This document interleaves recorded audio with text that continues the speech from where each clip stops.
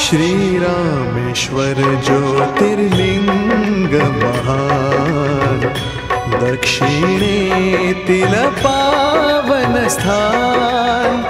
शिवपुराण न स्कंद पुराण ही करती बहु गुणगान। श्रीरामेश्वर ज्योतिर्लिंग महान, दक्षिणेतील पावन स्थान। शिवपुराण न स्कंद पुराण ही करती बहु गुणगान।